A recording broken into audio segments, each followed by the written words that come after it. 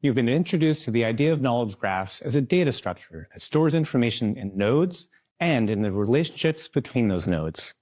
Let's start by taking a look at these concepts in more detail. Come on, let's dive in. So nodes are data records.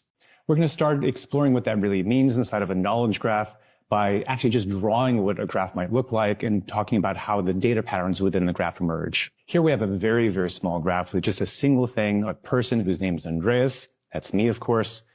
And if you want to talk about this very small graph, you'd be tempted to look at that nice, kind of round circle we've got there and talk about that in like a Slack channel, let's say.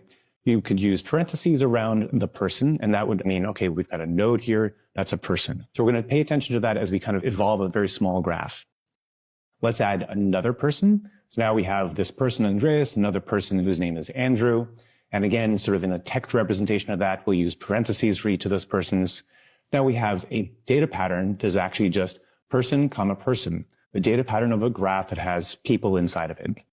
To make it into a full graph, of course, we don't want just the thing, we want relationships between those things, and these relationships are also data records.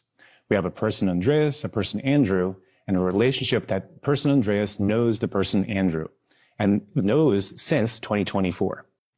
Again, in text representation, we've got those nice parentheses around the nodes, and the pattern here is now not just person, comma, person, but that person dash knows in all caps, and then a little arrow, this other person. So the data pattern that we've established that there's a person who knows a person. So if you remember back to your computer science classes or maybe some math classes you've taken and you know anything about graph theory, you remember that nodes are often also called vertices, and the relationships that we have here in the data structure might be called an edge instead. Different terms for exactly the same ideas. Now, as a data structure, the reason that we actually use the word relationship instead of edge is that the relationship is really a pair of nodes and then information about that pair.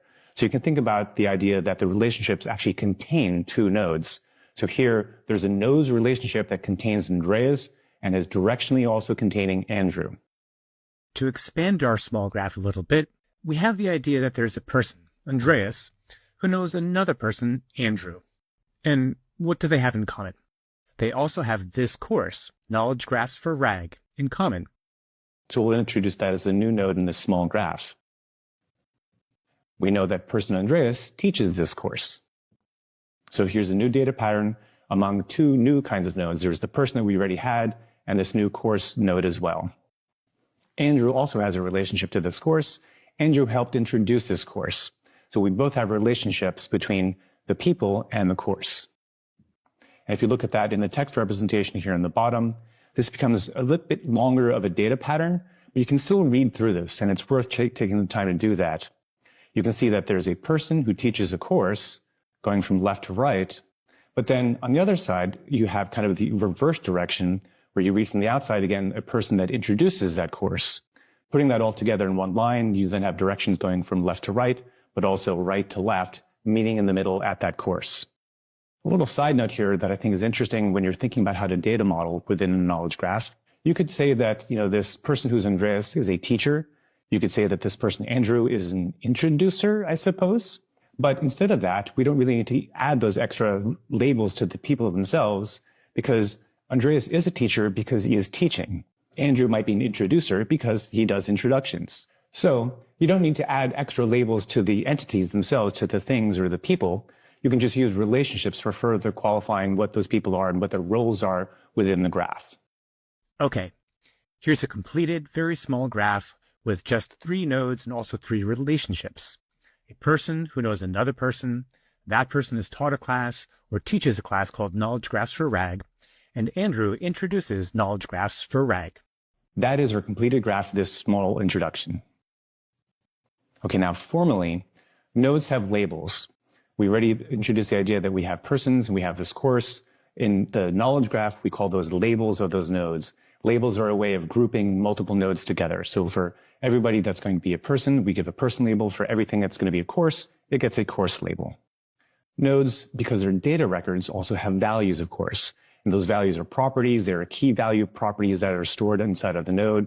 So we know that the person Andreas actually has a property called name where the value of that property is Andreas. Also for Andrew, there's a name property where the value is Andrew.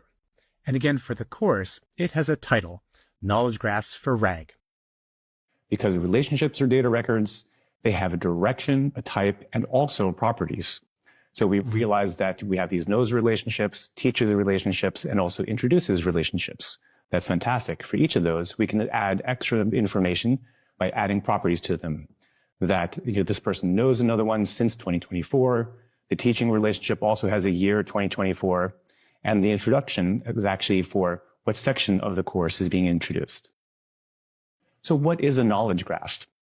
A knowledge graph is a database that stores information in nodes and relationships. Both nodes and relationships can have properties, key value pairs, and nodes can be given labels to help group them together. Relationships always have a type and a direction. Now you have some idea of what a knowledge graph is, and you've begun to build some intuition about the patterns that describe the structure of a graph.